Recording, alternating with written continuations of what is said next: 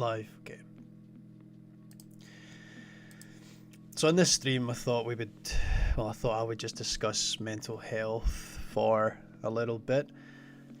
Over the past couple of weeks, I've been looking through my older brother's notes, and he's written a sort of treatise on how he saw the world through his schizophrenic condition. And it's quite a harrowing read. It's quite a difficult thing to work through, but at the same time it's revelatory, and it sort of helps piece together a lot of the confusion, a lot of the struggle that individual must have been feeling. And to give you an idea, because I'm trying to write something significant that I'll be able to distribute either just through my own means or through, I don't know if I'll ever publish it formally, but I think it would be something that maybe some families would get some kind of perspective on this issue, because mental health is a big deal. We really need to look out for it in our young children. Between the ages of even 10 and 13, you're gonna see the initial symptoms of something up, and it's important for educators as well as parents to be wary of these signs. Is that music annoying? It's a little bit annoying, isn't it? I can just stop it. No, I love it. I'll just like the beat it gives. So I'll turn it down a wee bit, even though you probably can't hear it that much. So for my older brother, he was of the opinion that the whole world was under control by what he terms the Masons, right? Which is, you've got Scottish Rite, Freemasonry, whatever, the Masons, the Masonic order. And this is run chiefly by men, and then there's female groups. There's the White Shrine, and there's the Order of the Eastern Star.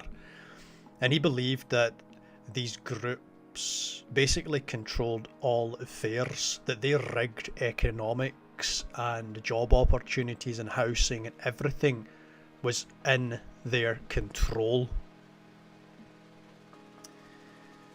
And our dad, was a master mason. He was a master mason. That wasn't part of the delusion, that was true. And my little brother was initiated into the Masonic order, but he never really gave a crap. He just did it because he was asked and he wanted to be polite. My older brother was asked too, however, he declined to go. And part of the reason he declined to go was actually, I think, our auntie, my Aunt Ellen, is in the Order of the Eastern Star, and she told Robert not to bother to join. Now, Robert construed this as a test, maybe a test of loyalty. Why would she say that as a member of the Eastern Star? To test where my allegiance lay. And he decided then he would not join this order, because he came to realise that they worked in conjunction with the Jews who control the banks, to basically control everything. And so you see there's different colours of the Masonic order. As you can see written here from his notes that I've transcribed, there's different colours, different factions. There's the blue faction, this is the blue collar workers. There's the red faction, unsure about this one, probably film, television and media control. There's the black faction, which is the Knight Templars, which is for defence. There's the orange, which is like the Orange Lodge, the drummers in the street, that's the presence, that's the show. There's also the green, purple, pink, yellow and white factions, which are for women, which he doesn't break down into any kind of order. He speaks about the hand gestures and things. So for example, if you were to go into a business, if you shook their hand or winked at them in just the right way, you would make yourself known as a Mason or person that's in the Order of the Eastern Star or a White Shrine. And so you would get the discount, you would get the best goods. But because my brother wasn't in all this, then he wouldn't get the discounts, he wouldn't get the jobs, he wouldn't get into it. And he fretted about this. He said, you know, if I went into the Master Masons and other whatever path he was getting, if I became a Freemason, I would have done good for them. I would have given them my all. I would have helped them advance forward. But I'm dealing with the hand I've been dealt. I'm not. I refuse to be a sheep. I refuse to be a person that's just going to give myself over to the deceitful usury, because they look upon normal people as sheeple. They have all these names for them. Now these Masons, these Freemasons, they meet up in secret. They've got secret places everywhere. And if you ever hear anyone telling you a ghost story or speaking about demons or anything like this, you know they're a Mason, because they're actually trying to scare you away from their secret meeting locations. And have you ever heard the term, or the idea that it's unlucky to speak under a bridge? That's because they have not headquarters, but they might have meeting places around bridges, under the bridges, right through the walls of the bridges. And if you speak there, it annoys them, it bugs them. They don't want you round about there. It's unlucky, it's an unlucky place. Get away. Trolls, right? Trolls hang out under bridges. This is another idea to get you away. For example, the idea of the Yeti in America, that's to scare people away from these sacred places where the Masons will go and meet up.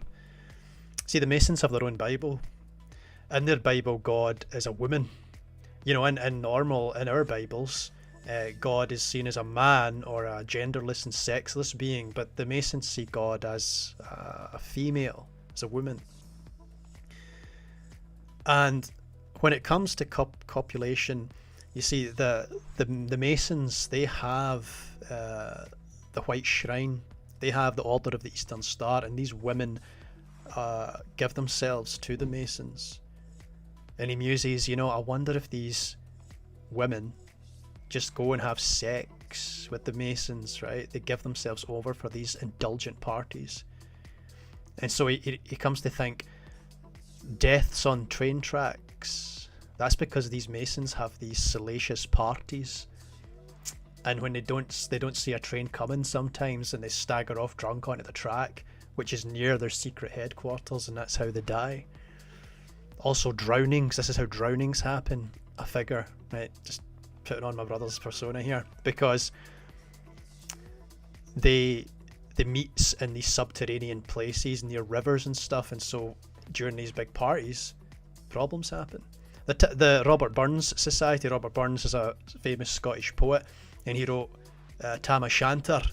Well, Tam O'Shanter is supposed to scare you away from the graveyard, because that's another Freemason meeting place. Yeah. And there's also sex parties that go on in the graveyards. These people have sex there. It's disgusting. And then symbolism as well. There's a lot to look into in the symbolism. The significance of different shapes. For example, the shape of a heart. You know, the heart. How is it people do it like this? The shape of the heart. The shape of a heart is a bum, like buttocks, and then a V, which stands for vagina.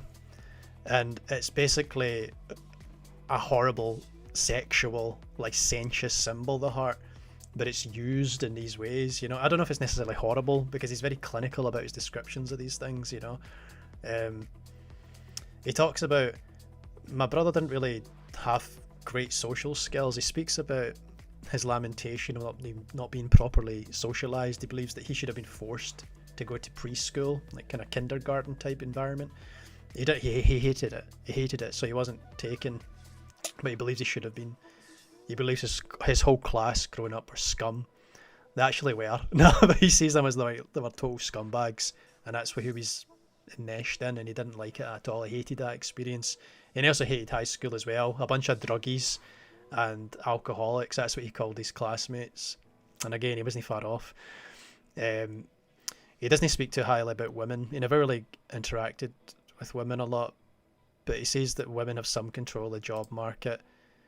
The women are supposed to be a temple pure, virginal until married, but he says basically they're all full of STDs and diseases, you know, and he talks about the lack of morals in society, you know, and how we basically just kill our children before they're born and stuff, and it's disgusting and it's horrible, you know.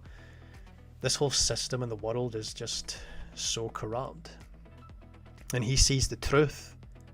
But the problem is, my mum, not only was my dad a master mason, but my mum was in the Order of the Eastern Star, so my older brother didn't know where to turn. He didn't know where to turn because Ian's a mason, his youngest brother's a mason, mum's in the Star, dad's dead, but he was a master mason. So I was the only person that Robert could speak to on these matters. I was the only one he trusted.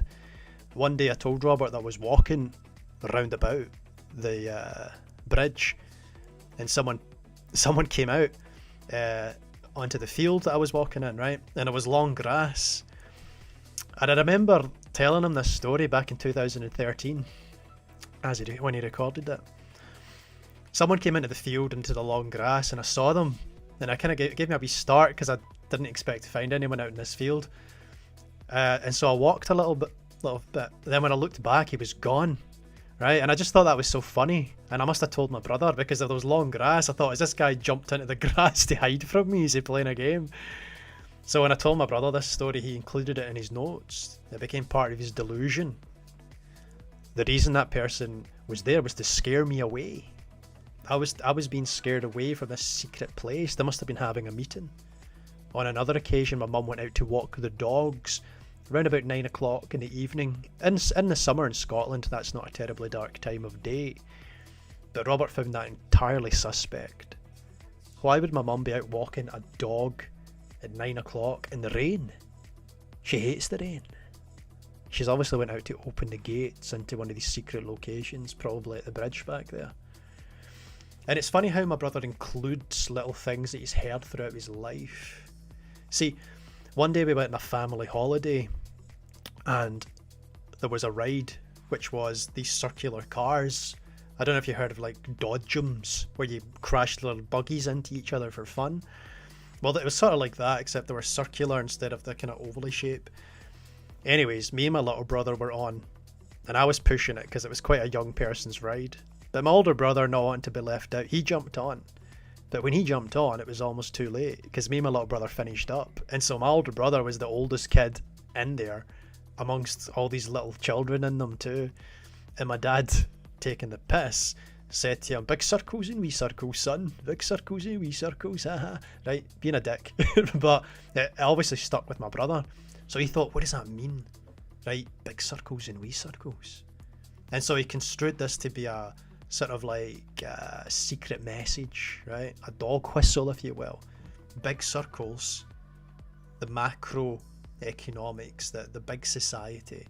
Wee circles, the micro economics, you know, the wee society, the family, the home. Speaking about the influence of this Masonic order, you know.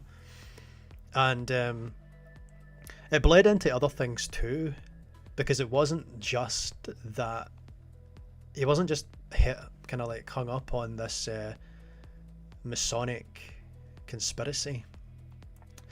He also was very much invested in time travel and technologic resurrection.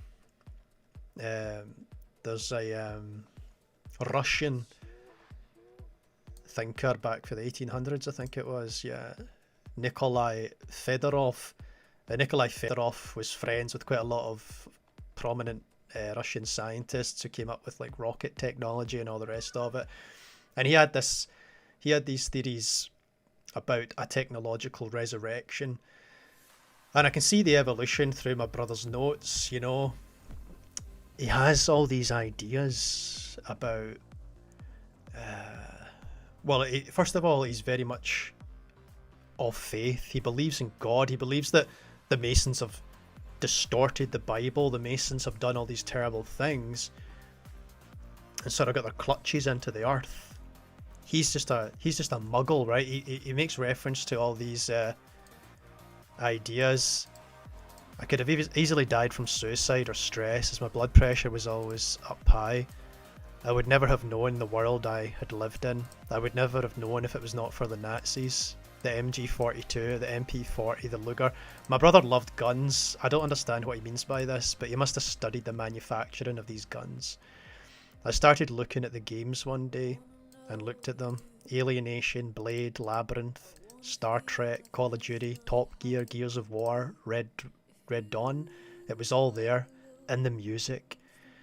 And he was listening to all this and extrapolating from all this stuff meaning, you know. And there is this idea out there that the Illuminati, he only makes reference to the Illuminati once. He thinks they might be a sort of order or connected to the Freemasons. He never really clinks onto this whole Illuminati idea. For him, it's always the Freemasons he speaks about. But there's an idea on the internet that the Illuminati like to kind of show, they flaunt for some reason, almost like a serial killer coming back to the scene of a crime or leaving something, like a little tulip or something at the crime scene. Like, he believes they did this, that they showcase themselves, you know, a little bit, they pepper in a little truth there. But yeah, he wasn't a fan of atheists. I mean, he spoke about atheists poorly. He spoke about his work in the church, you know. He doesn't know if he can hold his shit together. For years I worked for them when others did not. And atheists too benefited. This does not sit well. Doesn't sit well at all. I can't really, like, a lot of his notes are difficult to read. I'll need to format all this, but yeah, he believes he was left to rot. He was left to go mad. It doesn't really make any sense. I mean, Robert definitely self-isolated, and he was right to point out the fact that he did have a deficit in his social skills. He never really interacted, he never really maintained friendships, which I think would have benefited someone like him. But yeah, it never really worked out. He sort of pushed people away. He was way too aggressive in his style. It was too hard to kind of get on with him, you know. And he saw himself as superior to other people. Even in his notes here, he's this fantastic intellect, you know, and he could have been so good for the Masons, but they chose to shun him. And so he's writing all this information. I mean, he alludes to the fact here. He says, I, however, am happy to know the truth. I know what most others were doing while I suffered depression and madness. I don't blame God. No, people have free will. They, the church, went all over the world, all ruled by the master race. What did they do with their power? They fucked up the world through drugs and credit card shit. They promoted an immoral and ethically bankrupt planet so as to sell their products, their shit. They, the Masons, fucked everything up. I, however, am happy to know the truth. I know what most others were doing while I suffered depression and madness. So it's like there's a truth to this story. There's something in the narrative my brother's spinning here. You can actually see, yeah, there are broken systems in the world. There is a malnutrition in the world, but he kind of writhes around in this whole victimhood narrative, you know, that just robs him of his own autonomy. It's almost like everything's happening to my brother. Everything's an excuse for the environment that he's in, and there's very little in terms of what can I proactively do about it. He comes across some weird ideas. I learned where God is stationed in the sun, because it's difficult to know in his notes if he's actually telling his truth or he's giving the beliefs of the Masonic order, like God's in the sun or something like this. Every strong belief of mine is to tell the truth. That was something that was important to Robert, that he always told the truth. If you made him out to be a liar, you better be ready to get involved in a fight, because he would fight you if you called him a liar. He didn't like that. Said it was a value his father believed in. Now, what's quite interesting is Robert, as I said about the time travel, what I found was, if you look at this journal article over here, meaningful confusions and confusing meanings in communication and schizophrenia. I'm looking into these articles too because there is something about semiotics, right? Even if you go online and you look at spiritual people, we tend to look at symbols and symbolism and what it means and what it stands for. And there's something about, I don't know, I've not really studied symbolic interactionism a lot, but I'm going to look into that as I think about all these different things. But a case for time travel, right? This is something that came up because Robert kept quoting H.G. Wells and things like this. And H.G. Wells and the Time Machine was also to expose the Masons, right? Because you have the Masons who live underground in secret. They've devolved. They're these brutal, imbruted beasts.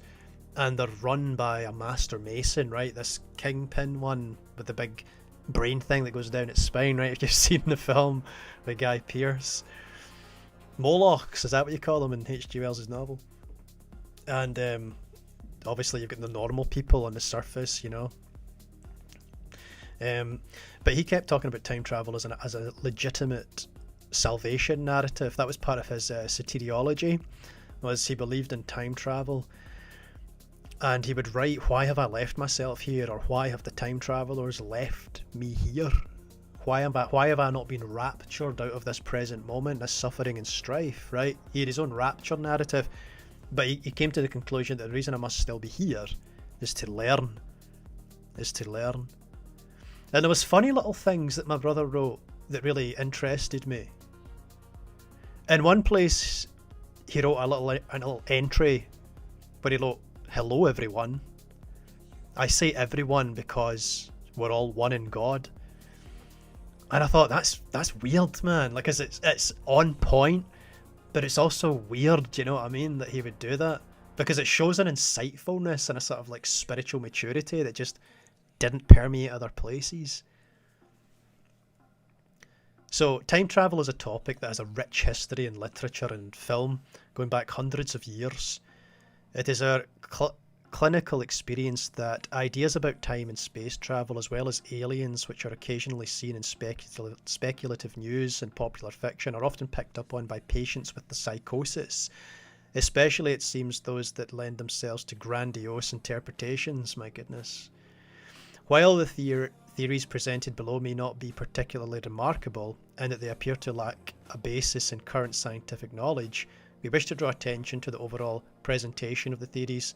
In the present case, it is not the subject matter or topic that identifies the idea, i.e. time travel, as psychotic. Rather, it is the manner in which the statement or premise is presented, as well as, of course, whether the idea is clearly false and lacks cultural support. The case concerns a 31-year-old male patient. Was it my brother that was the patient in this study? Because, no, it wasn't. I don't think the dates... I don't know, when was this published? 2012? No, it was a year before my brother was diagnosed. But yeah, my brother was really into this. He was writing about cold fusion and like creating a singularity, which I can see this person here speaks about too. They talk about it here. So they talk about just different nuclear reactions, like the fourth dimension, hot and cold in parallel, opening a singularity point, right? So my brother had these ideas about how we could salvage consciousness through entanglement, through a wormhole, and we can bring our conscious minds from the past into the future. Because my brother really, at one point in his notes, and it's over the course of years, these notes, he gives up on theism. He doesn't give up on theism exactly, but he gives up on the belief in God as we would believe in God, kind of. My brother comes to the conclusion that God is an invention that we create, and I don't mean that in like some metaphorical sense, right? Did you know that? I don't care. I'm just going to turn this down a wee bit. I don't like this song so much. My brother came to the conclusion that we could actually invent God. Like, really, like, we will have technology so sophisticated that eventually we would create a God, the God. And because we create God, God exists outside of time. And because God exists outside of time, then, you know, God is just God, right? God exists then. And he never really fleshed out how we were going to invent God or anything like this, but he thought that perhaps that was human endeavour. That's what we were striving towards, the invention of God, actually. And I found that a very fascinating idea, you know? And while this is in his notes, it was a conversation we had in this very room. Robert had a way of just walking into your room. He didn't care about your personal space. Like I'd be lying in my bed undressed, and he would just barge into the room and start talking, like just start enunciating, giving a speech, and you would have to interact with him, or else he would become frustrated with you. So he would come into the room and he spoke about resurrection and he spoke about God, and so I said to him, well, I do believe in a resurrection, but he's gone on about it technologically. And I met him kind of halfway. I said, look, God is going to use a sophisticated technology to achieve this in any case, you know. But my brother was also of the idea that we would have our bodies back. And I know that's an idea certain Christians believe in too. My brother believed that we could identify and find the individual cells that comprised our bodies, even though they degrade, even though they change. And he would quote physical ideas like, you know, like, what is it? Mass doesn't disappear, mass just changes. So you would be able to somehow trace your cells, which have been consumed by worms, turned into waste and all the rest of it, and sort of unwind this process to get your body back together. You could also clone from whatever genetic material could be left, clone every single human being that's ever existed, and then through quantum entanglement get the consciousness back into their body. So he had all these wild ideas about time travel, right? So he had created for himself an almost a religion. He had a plan of salvation. He had a worldview, and the problem was it was quite destructive. It put his enemies in his own household. It put his enemies as the very people that were supporting him, that he leaned on for support. And it's not a clean disease either, schizophrenia. It's not just like he had these ideas and that was it. You know? It stops you from looking after yourself. My brother stopped really being able to take care of himself because cleaning up after himself was beneath him. Why would he clean up? So he would have stacks of like plates, and we all have stacks of plates from time to time, but he would leave them rotting for months, and like just food that's just been left to rot and mold over twice. And so myself and my mum would have to go to his flat and clean up while he was over here seeing the dogs or something. So it's not a clean disease, schizophrenia. It's not just like you have some ideas that are a bit zany. You know what I mean? It's the whole thing's just a mess. And in terms of myself, while this is all going on, I'm struggling with some anxiety issues, you know. And you can imagine, like, if you have an anxiety, a disposition towards anxiousness, nervousness, the last thing you need is a time bomb of uncertainty coming into your world unannounced. So I was living on edge quite frequently, and this was part of the reason I lived down in Birmingham for a while.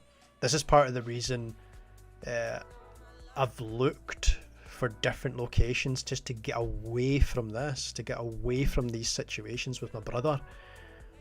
Because even though it's me and I'm doing it to myself, he was very much a catalyst, you know. And I wish it wasn't that way, but you cannot convince your unconscious mind through conversation. You need to do it through action, and I wasn't prepared to fight my brother, you know. And as I strive to fight with myself, it was always a frustrating battle, because whatever I put up, there was a counterpoise of equal measure, myself against myself. And there would be days, I remember in my worst, I was too afraid to live and too afraid to die, and I felt completely in limbo, hopeless, just adrift in existence, thinking, my God, basically just, my God, like, please, can you help me out? Can you get me out of this mess? And that's a very humbling position to be in, especially since that was very foreign to me too. as a teenager, I was completely oblivious to fear. I was completely naive. Like, I didn't have fear to a fault. Like, I would pick fights with gangs of bigger boys in high school, and thank goodness my friends were there to talk me out of it. I would just get into anything myself, you know.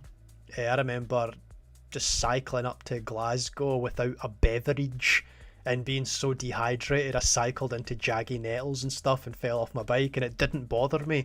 I just got back on my bike and cycled into a fish and chip shop and got myself a little can of Sprite, and that was me. And I cycled like 30 miles back home afterwards. Like, just totally insane, like no concept of fear. And I think that's why it hit me so hard, because I felt it for the first time without the architecture necessary to deal with it. I didn't have a plan in my head of how to circumnavigate stress or fear.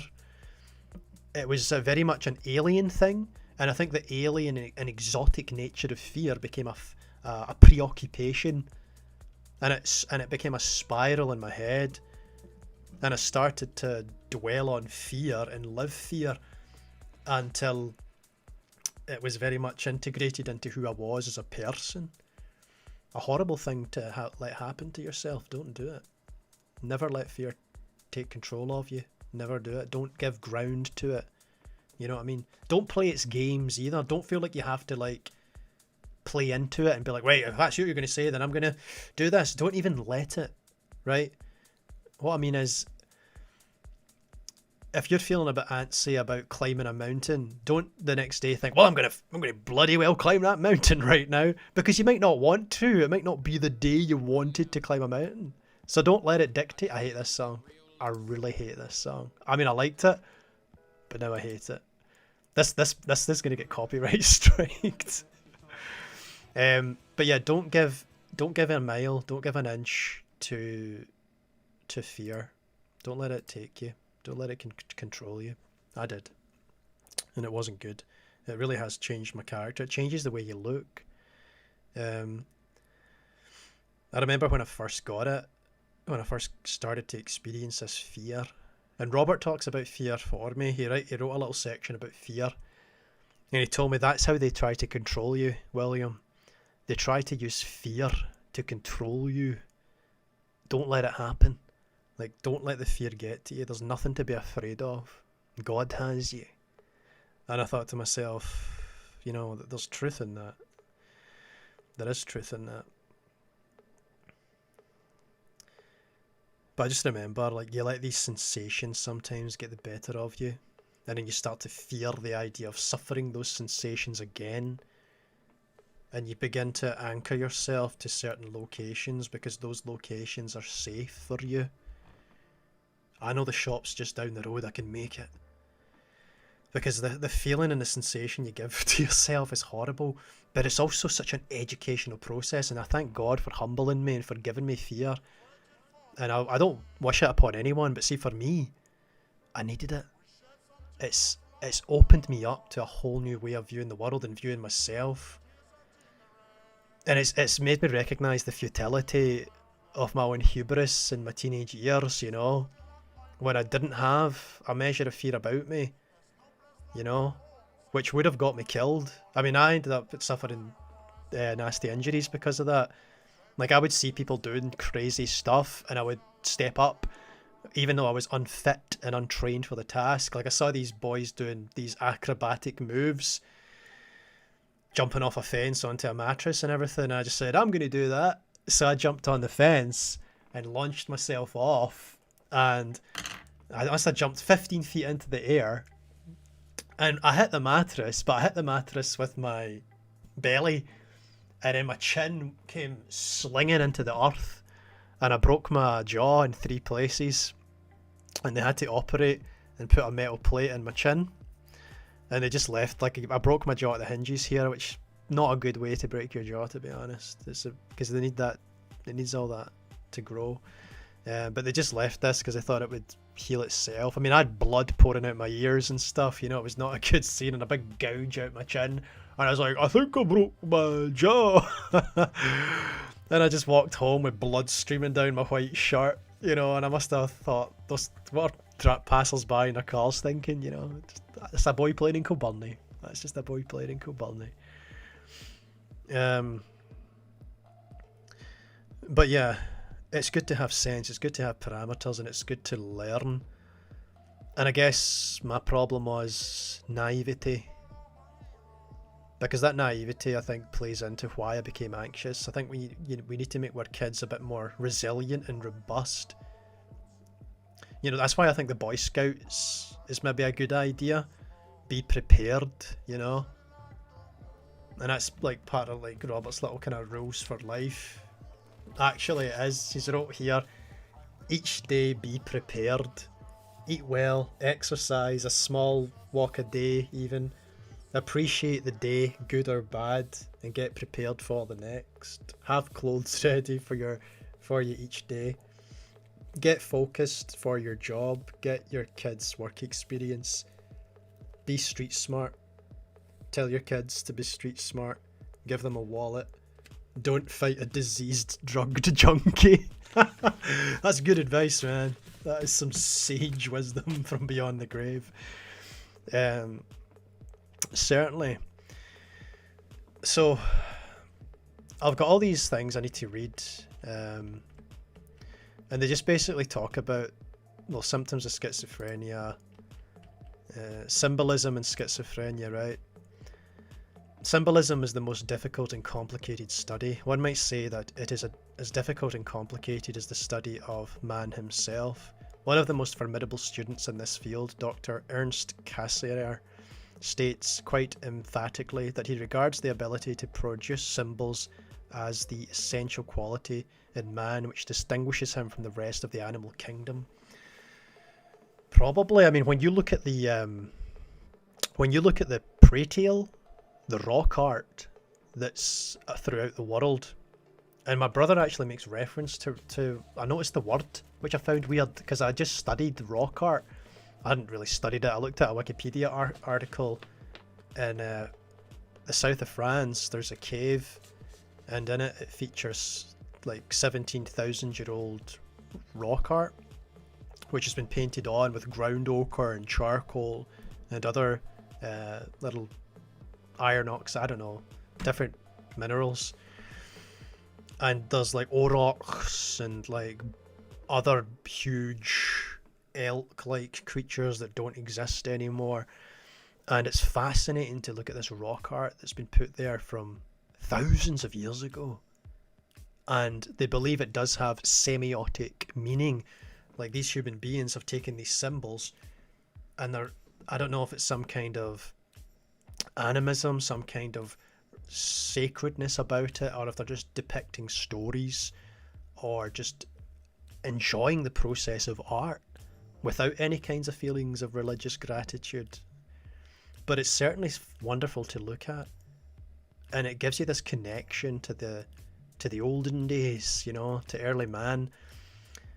Not even that early, to be honest. 17,000 years ago we were up and running, but it's a connection because we've all been through that. We've all experienced that awe in seeing a wonderful beast, and you think about what it could mean, you know. Everybody's intrigued by nature, you know. And I guess Robert's got some weird recordings on his musings about nature, specifically sex, and he looks at religious symbolism about it too. That's a bit probably crass to hear. You can speak about these issues soberly, but it's still difficult to talk about when you're talking about sexuality. You know, he was talking about, he made a reference to how when you have sex with a woman, the hymen breaks and there can be blood. And he spoke about, was there like religious symbolism there? Like, I'm hesitant to speak about what he said about it because it might offend people, but because once you get that idea in your head, you might be like, oh no, I don't want to think about that, so I'll just leave it there. But you know, he speaks about the religious symbolism there, and you could probably use your own imagination to think about, you know, something penetrating and there being blood and how you could apply that to religion.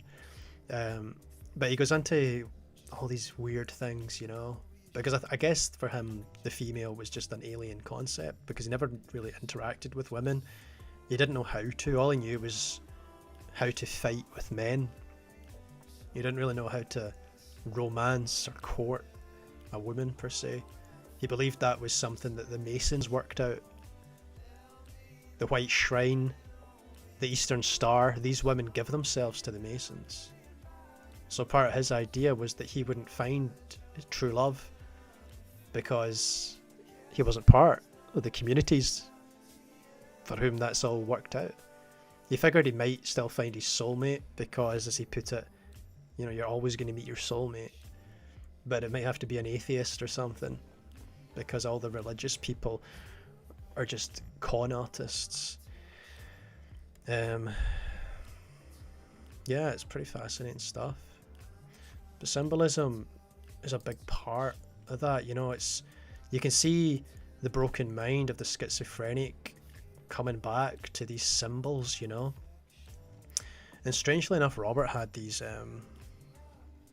weird memories. This talks about hallucinations as symbolic stories.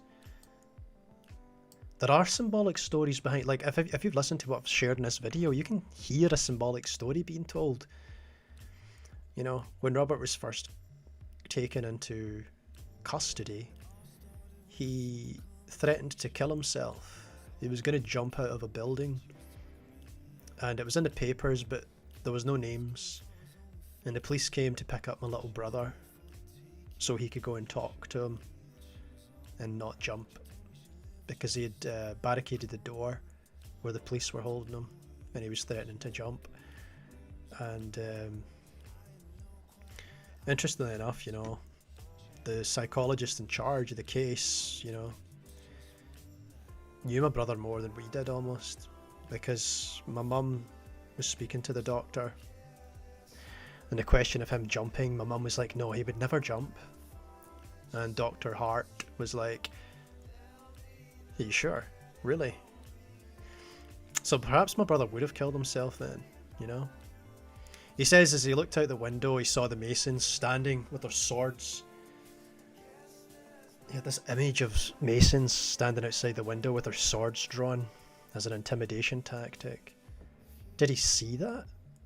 I don't think he saw that. I think that's a false memory, a hallucination.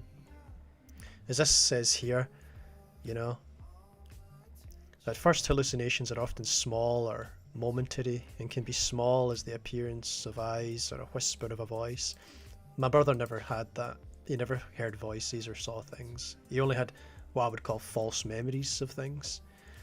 Hallucinations often blend seamlessly with normal reality, especially during the early stages of psychosis.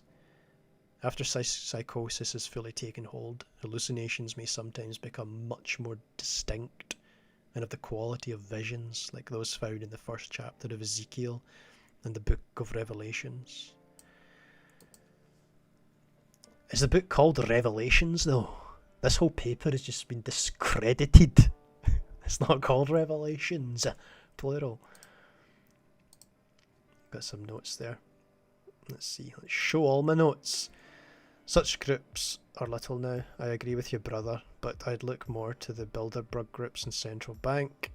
Why is having sex in a graveyard disgusting? Sex and death are the same energy and spirituality.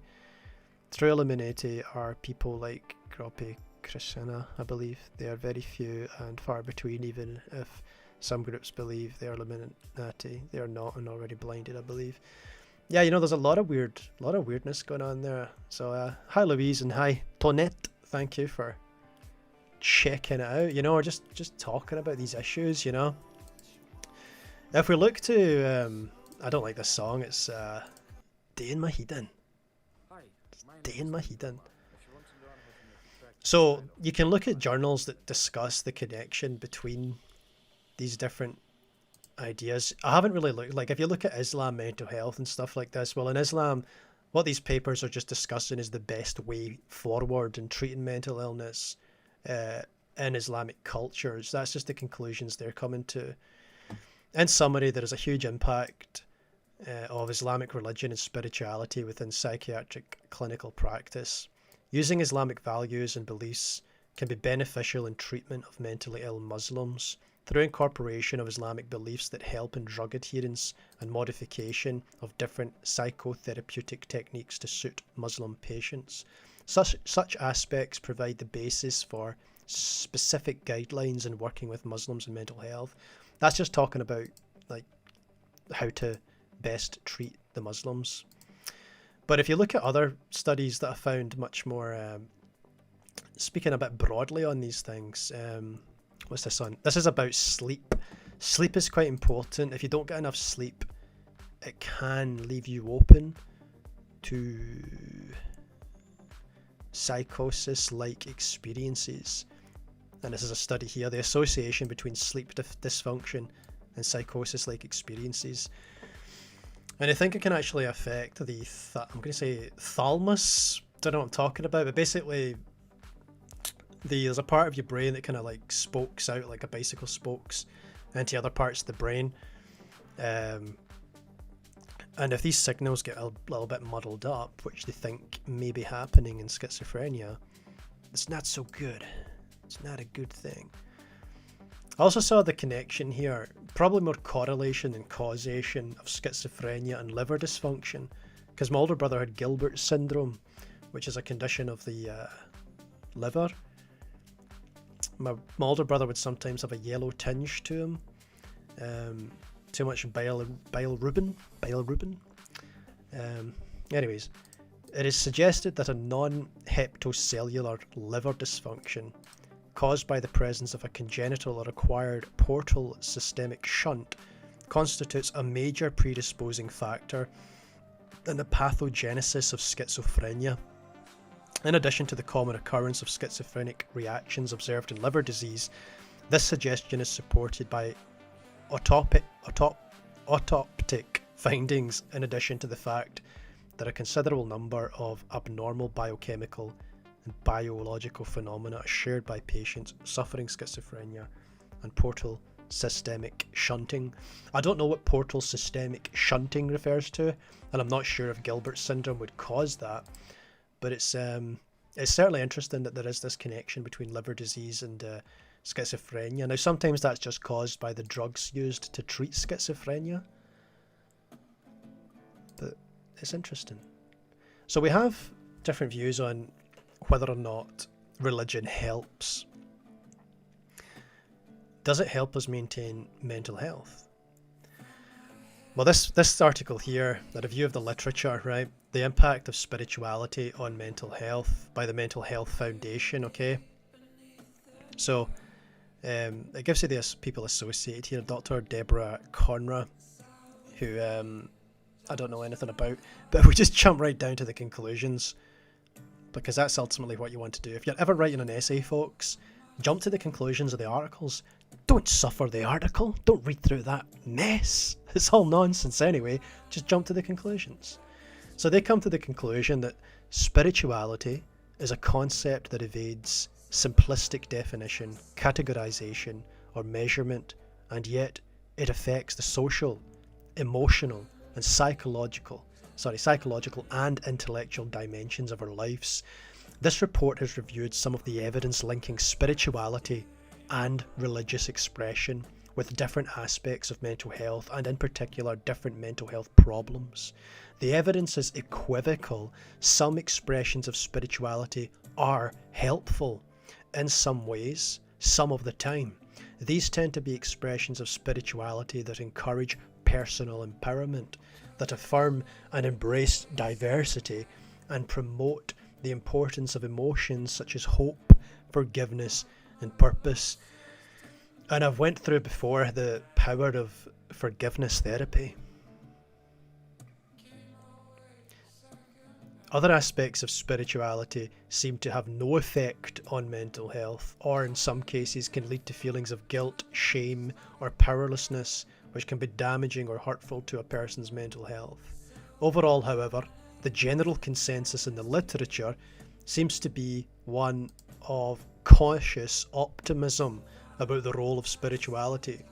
So I think that's it. You know, generally speaking, if you look at the literature on how spirituality affects us, the result tends to be positive.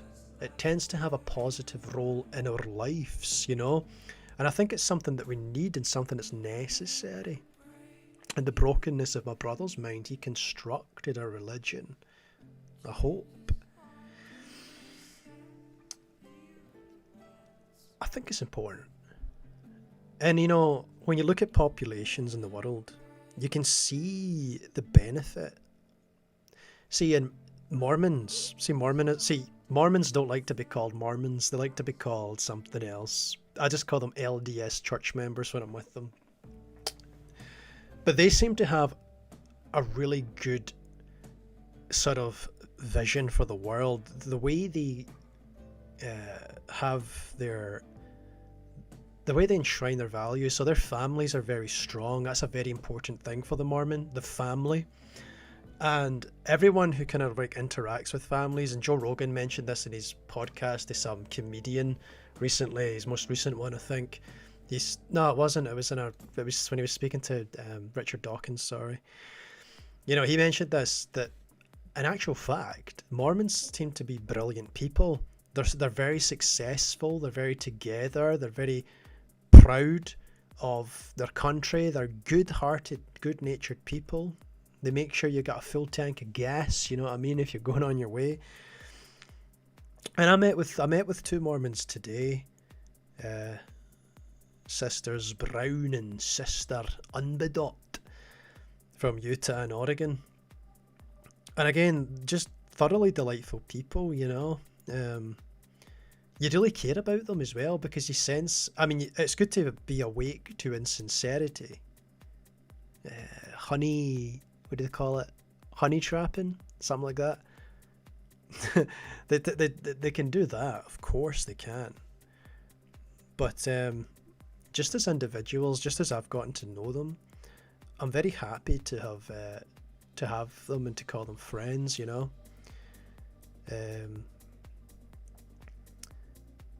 And you know, they've invited me over to see Salt Lake City and things like this, and I think that would be a really lovely thing to do. They told me about a Scotsman that they met up with in Glasgow. You know, it was interesting actually, before I tell you about that. I went to the Mormon church in Glasgow with this Italian lesbian that I was going out with. Anyways, it's a long story, right? I have features that lesbians like. I went to this Mormon church on a date, right? Brilliant. Take your lesbian date to the Mormon church. Now, she took me there. And actually, Sister Brown was there. She actually gave a testimony that day. So she doesn't believe in coincidences. She believes people meet and these interactions all happen for a reason. And I think so too. I really do. She seems like a nice lass. I would never, and I said this before, I would never think about it in romantic terms. And I think, like, for a young man, such as I was, it was quite difficult at first to divorce yourself from the sort of acknowledgement that you're speaking to an attractive young lady or something like this. And this is all part of mental health, I believe, too. It's to have, and this is something I was speaking about when I spoke about confronting fear for the first time, right? Well, it's sort of like confronting lust for the first time. You can become embroiled in it. You can become obsessed with it, and it can overtake you. And it's important to have the architecture to deal with it, right? The floor plan of what it looks like and how to navigate through it. Because we're not going to be able to avoid it as biological beings, but we are able to overcome it eventually through practice. And so when I see these beautiful blonde Americans who are just remarkably beautiful, actually, I think to myself, you know, these are my wee sisters. You know, these are my sisters. And as I reflect on my history in dating, I don't really think I don't think I've made anyone happy. I don't think I think I've thought about myself, which is normal to do, and I think the other parties in these relationships have thought about themselves too. But I think of maybe, and you can always look at other people better, and you can always see them in a better way and want what's best for them. And I really want to master that art, And I think for me, part of that is just to learn to mute the aspect of my character that tells me, lay on the charm, try and get this person to like you, try and get this person to go out with you, like, try and get a relationship here, try. I'm just like, I don't want to try anymore. If it's not going to happen, that's fine. And that's the same thing about fear, but anxiety, maybe even depression too. I need to try and be happier. I need to try not be scared about something. Stop trying, stop thinking about it, stop letting that motivate you, stop all these habits, and do something a bit foreign that feels different, because what you consider to be normal structure isn't normal structure. This is something that's important to recognize too.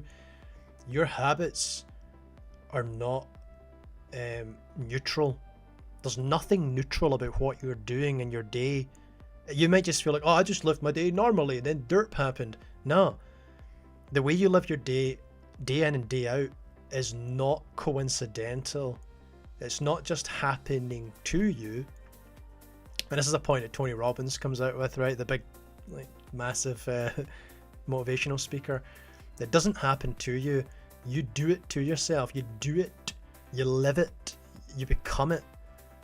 And if you find yourself doing that and you're not happy with the results, you need to change the routine. And I've started to change the routine, and this is why I've included physical in the title of this video too. It's not just a case of mental health, it's a case of physical health too, because the two are connected. You're in a physical body, and things can happen to the physical body that can affect your mental health.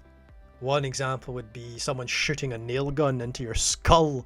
That might affect your emotions, right? Another might be stepping on an IED, like losing a leg. These IEDs tend to be terrible. When you step on an IED, it blows off. Basically, most of the time it's going to take both of your legs, but it's also going to take your arm. And a lot of these soldiers come back and they'll just get the one arm left. And,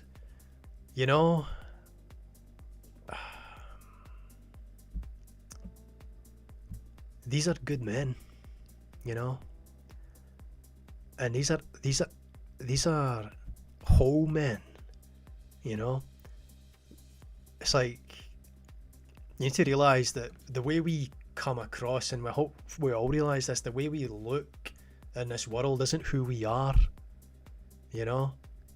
We are living spirits.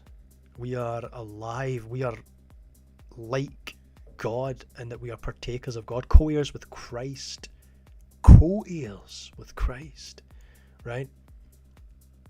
When Christ was crucified and nailed onto a cross, he was the King of Kings, right? He wasn't that body left to the misery of that condition. He was an incredibly luminous spirit. And when I say luminous, I don't mean to speak about physical light. It's much more than that. And it's important that we bear these things in mind as we navigate our life, because this is another thing. We can look at the physical world and look at our own physical bodies and sometimes come to bad conclusions because we're not using the best information. I'm going to skip this song. The best information we can run off of is spiritual information. I think the physical world will tell you a lot of things, but The spiritual world will keep you right. The influence of religious coping and religious social support on health behaviour, health status, and health attitudes in a British Christian sample. So this is just more of the same. So previous research has established a relationship between religion and health. However, the specific, you know what, that's a terrible song. So basically what's happened on YouTube is there's this whole new mode of music called bardcore. And it's ancient, like it's medieval English, supposed to be renditions of songs. And I'll be honest, there's a couple of them that are good, right? Kinda good. But most of them are just tedious, and I don't see this lasting long. You know what I mean? I feel like, you know when you get a Slurpee, you know when you get a slush puppy, and you suck all the flavour out and you're just left with ice. This ice is awful, it's just ice. That's what this is like. You're going to hear one that's good. Listen to this. It's bad. It's bad. I mean, it's novel, it's interesting, but I'm not into it. I'm not into it at all, man. I like the first few seconds of Dark Necessities. Dark Necessities, eh? I used to feel like I had dark necessities too, but I don't anymore. And this is another part of owning the physical. And I feel like, again, talking about the connection between physical and mental, it's good to try to own the physical, to possess the physical, and I mean, what I mean by that is command over the physical to a degree. Like over your body, over your appetite, right? Because it can translate skill-wise into spiritual development. And I found that I don't have these, what I would consider, what I'm calling these dark necessities anymore, right? Because I used to feel like I needed to satisfy different appetites, sexual appetites, intoxication, things like this. Very quickly got over intoxication. You know, I don't need to drink. I don't like the feeling of being drunk, but that's connected to fear. Again, I don't like the feeling of being drunk. It doesn't feel comfortable to me at all. There's a drug they give alcoholics so that if they can drink alcohol, it makes them feel really bad and ill and poisoned. That's just how I feel if I have a drink. I don't enjoy it at all. But certainly sex is a good way to vent, isn't it? It's very physical. It can light up the brain. It's very connective. But I'm trying my best to condition myself out of that. And I've been very successful in recent months. And again, this is all about starting to take control over, you know, the physical and then the spiritual, and it's all part of that, as I was saying, about how you perceive. For example, for me, these two beautiful young women, I'm just like, no. Even if they were interested in me, I would say no.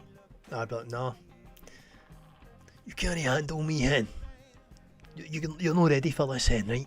Don't even get yourself started, right? Don't even get yourself all worked up, because you're not ready for this, right? If I was to break you off a piece of this, you would choke, right? You cannot handle this. No, it's just, that's not ego. You just say to them, no, it's not, right? Don't do it. I am a disaster, right? Taylor Swift has wrote songs about me, man. Don't do it. So, the present study investigates the effect of religious social support and religious coping on health behaviours, health status and attitudes to health whilst controlling for age and non-religious social support. I can't tell if this song's too loud for you guys or not, but I enjoy listening to a wee bit of music, you know what I mean? Got to give me that. Anyway, let's say overall congregational support and negative religious coping had the greatest impact on health. Yeah, I don't know what those terms mean. Let's just get to the conclusion, right? The discussion, right? To conclude, the current study provides further support for the positive relationship between religious affiliation and health and well-being. In particular, The findings suggest that congregational support predicts current health status and perceived resistance to ill health, whilst controlling for age and the availability of non-religious social support. These findings have important implications for the development and maintenance of community events, and further suggest that regular attendance at secular churches may enhance the health and well-being of non-believers. In addition, the relationship between alcohol consumption and negative religious coping highlights a potential health risk to the religious community, which may benefit from targeted interventions by religious leaders or medical professionals. So there again, we see alcohol having these negative outcomes. And it does. For example, take rape. The problem of rape in society is completely connected to alcohol. It's utterly connected to alcohol. I'm not saying that's the whole thing. It takes mostly a man and a female to be in dire straits, being sympathetic to everyone in the situation. But yeah, alcohol is one of the main problems. If you discuss the victim, or if you discuss the perpetrator, alcohol was certainly involved in every case. In the cases of rape I've known to have happened to people I know personally, alcohol was a main factor in that. And again, when it comes to mental health and physical health, alcohol's a problem. Alcohol will affect the liver poorly and cause lesions and disease and dysfunction. I'm not against the consumption of alcohol, but I'll tell you who is: the LDS Church. The LDS Church have that right too. They take alcohol, they take cigarettes, they take caffeine, they take all these little vices that you might have in the day. Not bad things in themselves, but they remove them completely take them out of sight. And it tends to produce happy people who are just going to snap at any moment. No, I'm sure they genuinely love life. I have to say that missionary in particular, Star, she is like, I love her. You know what I mean? Like, I love her.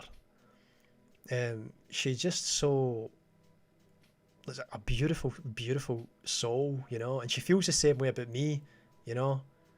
She really likes me, and I really like her. And she's like, oh, it's no coincidence we're meant to meet.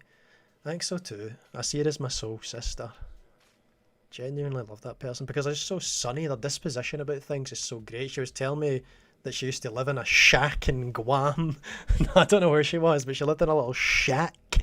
And she said she was talking about these storms that would come, and it would have to board up the windows and stuff, and then the electricity would go out, and how she was all like, yay, we get to light candles and stuff. And I'd be like, man, you're just the best person to have in a crisis situation, you know, just seeing the fun side of it, but also being proactive as well, right? It'd be different if she was setting fire to the shack during the storm. Like, what are you doing? I'm just having fun. Not like that. She's not reckless. Just a good old soul, just like you listening to this. You're a good old soul too. But as you can see, religion is good. It's good, man. It's good. This is the Christian and Mental Health Theology Activities Appetence by Ben Ryan here.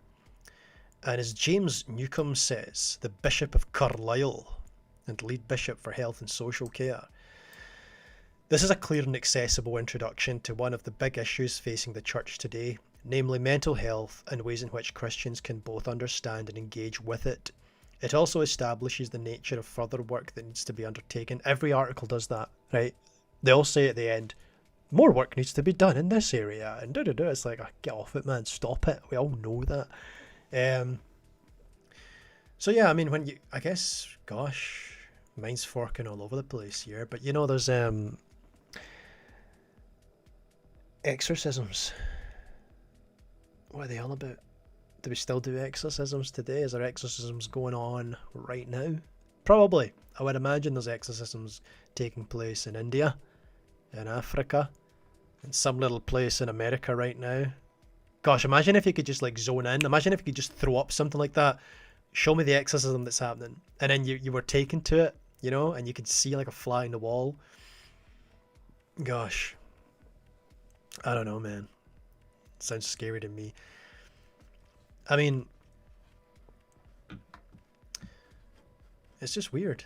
I mean, again, when I was talking about my brother's ideas of what he felt was going on in the world, again, it's not just a clean delusion or just a clean idea. It's like he had a kitchen knife and he stabbed through the bedroom door like, I don't know, 30 times. He called up the stairs, fucking, William, William, like freaky, man, freaky stuff, like rah, like just like a demon, you know, there's like a rah, like guttural screaming up the stairs, like, and I think he knew what he was doing. I think he was doing that as an intimidation tactic.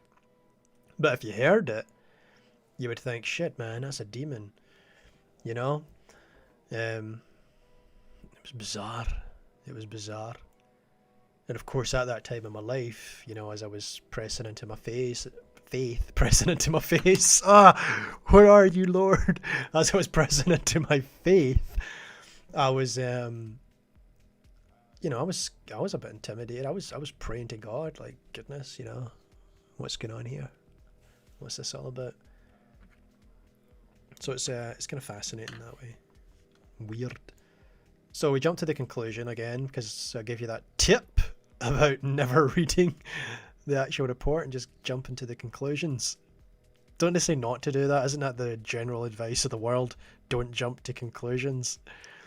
And I'm literally jumping to conclusions. Let me see.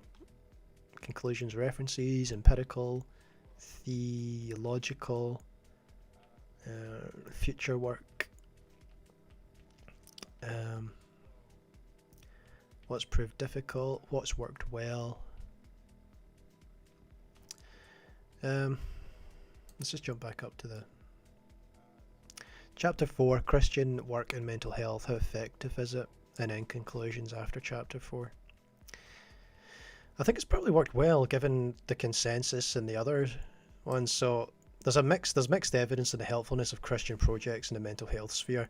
There's a mounting body of evidence that suggests that religious belief aids resilience in responding to traumatic events and leads to faster recovery with mental health problems. And again, that's what we saw when we looked at just how helpful things like forgiveness therapy can be, and the sort of empowering and disentanglement from a lot of negativity and a lot of just these sort of like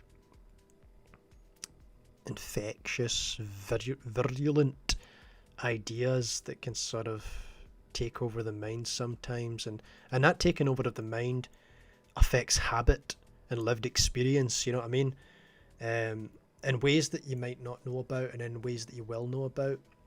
For example, for me, when I started to indulge these ideas of fear, because I didn't know fear and I was suddenly like having sex with it, basically, I didn't know what to do, and I when I experienced this fear, I thought it was health related, and then it latched on to my, you know, got me in the jugs, you know. I suddenly had this fear that was connected to my health, and so I ran around like a headless chicken trying to get myself examinations for my head or my heart or something serious, you know, was up with me. It wasn't. It really wasn't. But for the longest time, I lived as if it was, and so I wouldn't go out the way I used to go out. I wouldn't cycle 30 miles on my bike anymore. I wouldn't do this. I wouldn't do that. And suddenly, my world became smaller and smaller and smaller. And this was good. I mean, it wasn't good, but this was safer. I suppose it did help to speak to a psychologist, and I would recommend speaking to someone, a reasonable-minded person. You know, because when you speak to a reasonable-minded person, you come away with some good ideas. Again, it was Dr. Hart. He was a normal medical doctor who went into psychiatry. And he sat me down. He said, "William, what's up?" And I says, "Look, I don't know what's up with me. I've got these issues. What am I supposed to do with my life?" I was convinced I was on death's door because I just felt weird. I'd never felt fear before. I'd never felt this before. I thought I was just on my way out. So there was a week when I was about 20.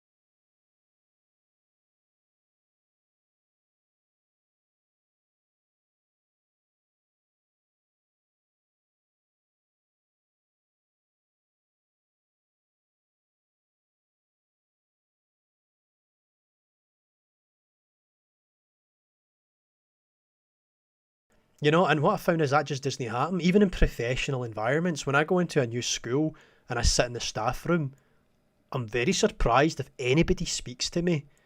You know what I mean? And why is that? Is that because I've come in there new and I'm not seen as someone that possesses power? And so people just leave me to sit in my Todd. It's like, that's kind of bullshit. And that's why whenever I see a student come into the staff room who's practicing to be a teacher, I'll sit and have the biggest chat in the world. And then people start looking at me like, how dare you disturb the ether? You know what I mean? It's like, I'm sorry, but I want to talk to people.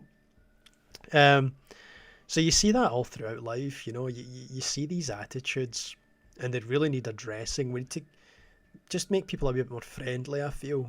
Not that we all have to be, and not that I'm thinking the worst of people who are not going out their way to socialise. But if I see a group of people talking in the same room as me and they've made no effort, I guess then what you can do is you can walk up to the group and introduce yourself. Just walk up to the group confident and be like, hi, oh, by the way, my name's William. Hi, nice to meet you. That's one thing you can do. I don't think you should have to be in the position to do that. But it is a good idea.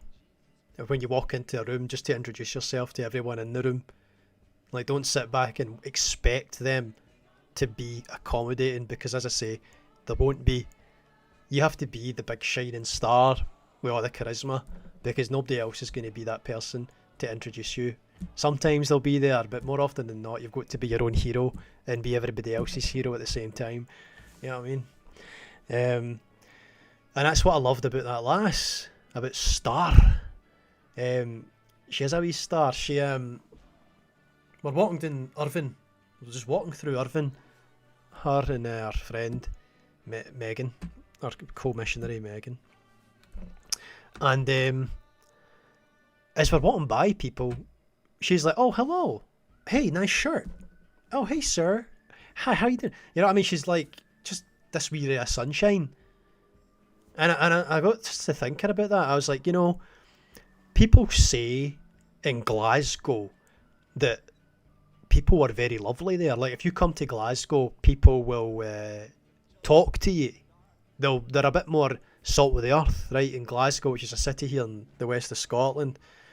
And there's a big contrast, we say, between Glasgow in the west and Edinburgh in the east. And we say people in Glasgow are dead friendly.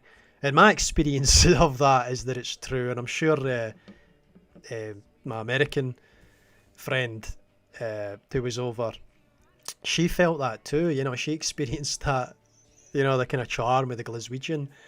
But as we're walking through Ayrshire, I thought they don't have anything on her. They don't have anything on this American. And I've noticed that about Americans in general. They can possess this really sunny disposition about them. Now, obviously, people in New York might be a little bit more honed in and focused in their own dealings. But I'm sure someone in, Galveston, Texas is probably really open and lovely and just welcoming of others, you know. And she certainly showed that kind of attitude. And again, that's really good, not just for yourself, but for community as well. Just to say hello to others. Now, obviously, it depends where you are. Oftentimes, if you just said hello to someone, actually, that happened. I was at a train station in Coewinning, and an Englishman opened his mouth to speak to a Scotsman, and this Scotsman went mental. I think the Englishman said, "Oh, hey, sir, do you know the train times?" And the Scotsman was like, "Shut the fuck up, you bastard." And I was affronted. I was like, you can't talk like that. That's horrible. Just because he heard the accent. My goodness, that was an atrocious thing. But yeah, don't talk to people. Just don't do it, man. It's a big risk. No, you can't. Just gotta, look, you gotta use your eyes, right? Look at who you're talking to. How are they dressed? Right, I'm not saying to judge everybody by what they're dressed like, but what do they look like? Because everybody's physical appearance tells a story, right? If you see somebody that looks like an alkie or a junkie or a drug addict or something like that, chances are maybe you don't talk to them because there's something up that you can't deal with. It's different if you feel like you can deal with it. It's different if you feel led by the spirit. But generally speaking, as my brother said, don't fight drug addicted junkies. Aye. Don't know what that says. No, it's just more gun stuff. So I think that's the end of the studies. Scottish Rite Masonry. Double-headed eagle on a sword.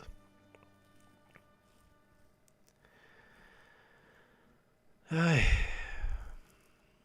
To be honest, the Masonic Order is pretty much outdated now. The Masonic Lodge here in Kilburnie, nah. Nobody really goes anymore.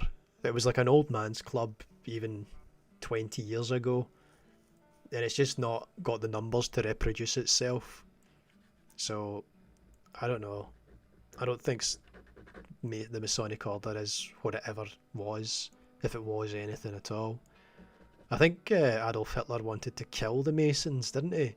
Did not Adolf Hitler say that he wanted to abolish Freemasonry because he saw it as a sort of like challenge to whatever ideas he had? So it's strange, but I suppose then it's fitting that my brother would think that the Masons would work with the Jews. I don't know. Oh look, there's an allusion to colour. Blue. Masonic Lodge. Types. Blue lodges, craft lodges, or ancient craft lodges refer to lodges that work the first 3 Masonic degrees. That's right, yeah, there's different degrees, isn't there? So I think that's everything I want to say. I think I've given some wee bits of advice as well, just in case. Just in case, I'll leave this video up, but just in case anyone ever does find themselves struggling. Like if you begin to recognise the symptoms or signs that, and you start to think or feel like you might be down or distressed, it's important that you talk to someone about it, because it's not just about you. Everyone round about you is going to be affected by that, by your downfall if you let yourself fall down. So don't just think, oh, am I worth it? If that's an issue for you, if that's a stumbling block, your self-esteem, take that out of the equation, because it isn't just about you, it's about everybody around about you too. But let me tell you something, you are also very important, and you're obviously loved and cared for on a depth that you can't really appreciate in the position that you're in if you're suffering. Secondly, so talk to somebody, talk to your parents, talk to daughters, sisters, brothers, friends, family, right? Talk to people, talk to a professional. But if you suffer from something like you might not think is a big deal, something like anxiety, and maybe you don't want to take drugs for that. Now, here's the thing about drugs, right? Now, I think it's just a problem in general to get patients to take drugs, right? Because a lot of people, like myself, I don't like pharmacology. I don't like to go down the pharmacological route. As, even people can get stuck on these benzodiazepines and all the rest of it and become addicted to these things, or it can be very difficult once you get your system adjusted to them to come off. And it's right. Here's the thing about that, right? If you have a serious mental health issue, take the drugs, man. Just take drugs, man. You've got to take them for a wee while to get better, maybe, right? If it's a big serious problem like schizophrenia, you need to get that treated. It's not a question of maybe I, maybe not. Get it done. And while you're on the drugs, eat healthy, right? And so start to work on your diet, and then start to work on your interests. But if you've got schizophrenia and it's really bad, you would never listen to this video anyway, because you would see it as part of the problem. You would think I was just in on the conspiracy, right? So there's not really much point talking to the people. But it depends on your schizophrenia. Some people are cognizant of it and can, come to the realization that they suffer with it. But it's a shame when they can't. And those are the ones that need help most. If you're just suffering with anxiety, there's a few pillars that you need to listen to. The first thing you need to do is accept that you have anxiety. That's the name of your problem. It's not this, it's not that. It's not some ailment. It is anxiety. You need to divert your mind away from it. Diversion is key. You need to stop thinking about it. And you need to find a passion, something that you love. You know when you fall in love with a person, and that person is all you can think about, they become your world. It's almost like an obsession. You need to find something that you are so engrossed in, something that gives you a good sense of satisfaction and reward, to readjust your mind, to give it a chance not to dwell on these negative cycles and negative thoughts. This is key. Find something that you like, even if it's something you're not quite into at first, something that you can grow to really like and appreciate, you know. Friendships themselves are helpful things too, you know. And if you go to like a club, like a hobby group, maybe to race toy cars or boats or planes, or maybe an art club or a literary club, a book reading club, but something that's going to engage you, you know. So diversion, right, is key. Other things that are important include, oh, that sounds like a tune. That's a good tune, that. Other things involve, like, actually, you know what's good? Comedy. Go on YouTube if you're suffering with anxiety or depression or something like that, and watch a great comedy stand-up. Just listen to stand-up comedians. Listen to someone new. Give them a chance. Don't like it, go to someone else. The Impractical Jokers, the American quartet, the Impractical Jokers, those guys are so cringy, but they're really funny sometimes too. They're a good cure for depression. Sometimes they can often too hard to watch. But you can watch something like that, right? Your appetite, basically, it's all about your appetite, the information you're feeding yourself. Breathing and posture is very important, and diet as well for anxiety. So see if you sit over like this, you're not letting air come into your lungs to the fullness of their ability, and you're crushing all your internal organs up, and it's just going to make you feel like blah. Open up that thorax, get those shoulders back, head up straight, right? Sit properly, let your body work, let it work, right? That's another good way to address anxiety issues. And then breathing. So you should be principally breathing through your nose if possible. Breathe through your nose. So, and also breathing exercises can be good, right? So you may want to do a guided meditation just on how to relax and just to reclaim the sensation of relaxation, because if you've been living with anxiety for a prolonged period of time, becoming relaxed might feel quite alien to you. And as you become relaxed, just let your mind float. And if it touches on anything, just let that anything be. Don't try to assert yourself over it. Just relax and recline into it. And then just relax. And just be, and don't worry. Whatever you do, don't think about worry. I'm not joking, but you know what I mean.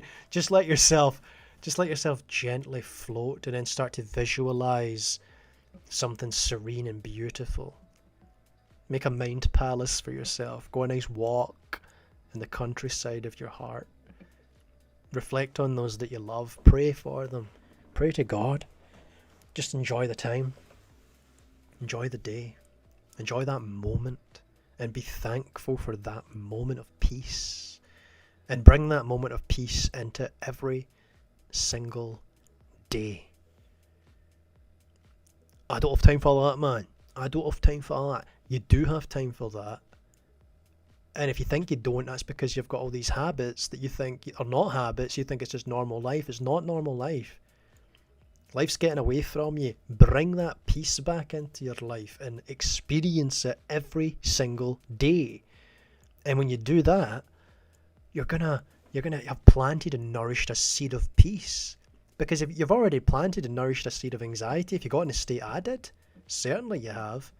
And you need to do a lot to redress that. And it's about the neuroplasticity of the mind too, the mind's ability to forge new pathways, to actually change its structure in response to stimuli. So you need to try to divert the mind to breathe and to find peace, to control what you speak about and what you lend your mind to, and then gradually reclaim the ground that you've given up, the personal ground, the emotional ground, the physical ground that you've given up, piece by piece, little by little. And if you have a setback, if you experience some sort of scary feelings or emotions of a panic attack, whatever it is, it doesn't matter. You know, I've told this story before where I suffered with something that's often called pure obsession or something like this. I don't know what it stands for. Anyways, it was when I used to pray as a child and all these blasphemous thoughts would jump into my head, and I kept them to myself because I thought I can't let God know what's going on in my head. And then one day it dawned on me, I need to let God in. These thoughts are not of my heart and I'm holding on to them all. I need to let God in. And so I did. And as soon as I let God into my heart and my mind, even though he was already there and already could see through me like cling film, he chased away all that darkness for me. Or rather, I opened up to the wisdom that darkness didn't have any place in me. And I was cured. I never suffered again. And you see, that's what happened with panic. One day I found myself having a panic attack, and I just said to myself, and this is a good technique that's proper, let it be. Like, let it be, and also make it as bad as you can, man. Like, make it as bad as you possibly can. Let's have it. Let's fucking have it, man. If we're going to have it out, if I'm going to go out, I'm just going to go, come on. So I let it happen, and I let it materialise as bad as I could possibly make it feel. And you know what, man? After 2 minutes, it was gone. It stopped being a thing. Like, it stopped being a problem for me because I saw through it. And that's what you're doing with your subconscious mind. You are conditioning your subconscious mind through your daily habits and behaviours. And therein is the victory over sin, over these habits that would lead you astray. It's a little bit of practice. Well, maybe it's a lot of practice every single day. And, you know, just like any habit, you get better and better and better. You know, see, when it comes to playing guitar, and I learned this the hard way, you need to buy a good guitar. See, if you buy a crap guitar, you're never going to learn how to play because the sound it produces is going to be absolutely mince. You're going to have no desire to play that thing. But here's the thing, right? To be careful how I handle this one. The human being is made in the image of God. You are the finest instrument in God's orchestra, right? Higher than the angels, right? So you have such a value to you, and you should learn and practice how to play you, right? Which is to become a part of God's symphony orchestra, you know, and make the sound that you make, you know, get good at the sound that you make. And that's the way forward with mental health, you know, just to be you, to be good at being you, right? Drop the fear. The fear is an added weight, you know. It's an experience, and sometimes you have to go through it.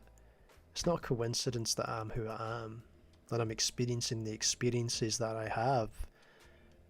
Neither is it for you. You're very deliberately walking a path that was set out before you. Nothing's happening by surprise. And I think that's a cool notion to keep in mind. And I think once you ultimately come to peace and come to acknowledge these things, you affect not only the actual composition of your brain, really the structure of your brain is actually affected. And I finished reading Reverend Bill McDonald's books recently, and he had a similar experience of something that I'm talking about here, where his kidneys started to pack in. And he had these really dire readings from his kidneys, you know. And he went home and he figured, you know what? I'm going to have to go on dialysis for the rest of my life. But I tell you something, I'm not going to let that destroy me. He said, when I go in for dialysis, I'll have so much time to meditate and to make everybody else in that room a wee bit happier, because I'm going to bring my charm and I'm going to make that time matter, not just to me, but to everybody else in that room. Let me tell you something. This is going to be for the best. Praise God. He got up the next day, went to the doctors for the follow-up examination, and there was nothing wrong with his kidneys. That's not possible. The readings that he had before were dire. The man's kidneys were done. He was pissing blood. The next day, his kidneys are absolutely fantastic. Nothing wrong with them. In fact, they're better than a teenager's. Right, they're good. They're great. Doctors like that, we must have got the exam wrong first time, right? And you're entitled to believe that. But as far as he was concerned, his wee meditations on it were, he learned the lesson. He learned it. He didn't have to go through that. The karmic debt was paid. He opened himself up to the fact that, okay, then this could be the way forward for me. I'm at peace with it. And he was, at his core, at peace with it, even though I'm sure I would have had bad days and good days and all the rest of it. He had made his peace. And that translated into perfect health afterwards, because he'd already come to accept. And I guess that's just the reason I bring that up is a sort of allusion to the conscience, the subconscious, and how you need to speak to the subconscious through faith, ultimately, through belief, and through action and deed and commitment, right? Because you can't argue with the conscience. You can't argue with it, the subconscious. It doesn't speak English. It's all about sign language and feeling and core belief. You know, if you're really confident, you really believe in yourself, the subconscious knows that. It sees you as a apex predator, right? It puts you right up there. But if you're having a miserable time of it, if you're feeling stressed out, it's going to bring you down and make you feel like a wee bit of a wee cheeky monkey, right? It's got to dash in between the reeds and stuff. So I think that's my wee... Oh, we have had some words. I do the same. I jump to the published conclusions. You have to, right? Thanks for sharing, Will. Getting here late, but catching up because this is important. Thinking about how lockdown has impacted mental health. Yeah, how the lockdowns actually impacted mental health is really important. I think it's something that we need to meditate upon. We're created an image of God, born to have a relationship. Yes. Bardcore. Yeah, the Bardcore thing's funny. The Sweet Dreams one was kind of good. Yep. Yeah, the self. Good. Yep. Glasgow grad here. Yeah, right. Glasgow's what it's all about. That's what it's all about. Did all my graduate work in London, so I never got to visit. All right, okay. Double-headed eagle, a symbol of the Holy Roman Empire as well. Yes. Love those four funny dudes from Staten Island. Yeah, I got those Staten Island people are brilliant as well. All right, so yes, there we go. Hi, Phil. That's how I found your channel. This master of physical affliction is so inspirational. Yeah. Thank you, lady. Thank you, lady, for joining in the chat. Man, these guys make great music. So that's it. That's it. So I came here today just to share a little bit about my brother and the way he saw things. And, ultimately what my brother suffered most with was that lack of community spirit. I feel like he would have benefited more from more people in his life that cared and could speak to him and had that kind of access to him.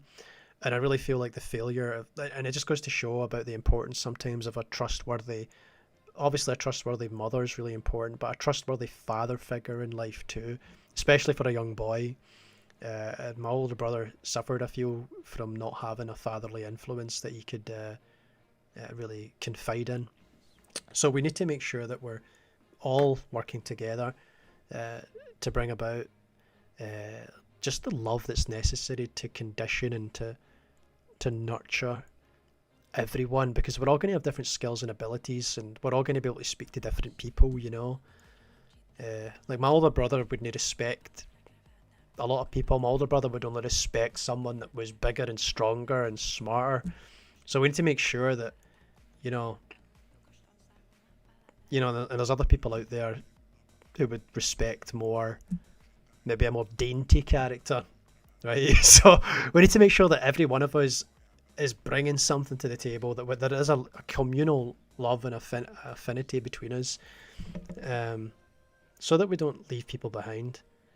As I mentioned before about seeing that person at the party that no one speaks to and really want to include them, that's what it's all about. Anyways, I've spoken enough. Thank you for joining me, though. Thank you for joining. Oh, there's Abbott Girls. Abba's girl, I'm just wrapping up. But no, thank you. I just felt like sharing this tonight. I don't want to go on too long. How long have I been going on for anyway? Oh, an hour and 40. My goodness. Anyway, guys, I really must dash. Thank you very much for jumping over, though. I'm going to continue to write up about my brother's experience, about my brother's world, and all the kind of bits and pieces about it. And I'll put that work online for people to read if they wish to read it. Strong language, right? Strong language. Okay. Thank you, guys. God bless you all. Thank you for jumping in, and I'll catch up with you all. Very good. Yes, it's time to do a bit of face. Press my face. I said something stupid earlier on the chat. I need to press my face or something. I don't know what I said, but it's recorded, so you can always see it. Anyway, guys, I better go. I better be off. It was nice to chat to you all. Thank you for listening, and God bless you all. May you have lots of peace and lots of love in your lives. Until the next time I speak to you, which might be tomorrow. Okay, all the best. Bye now.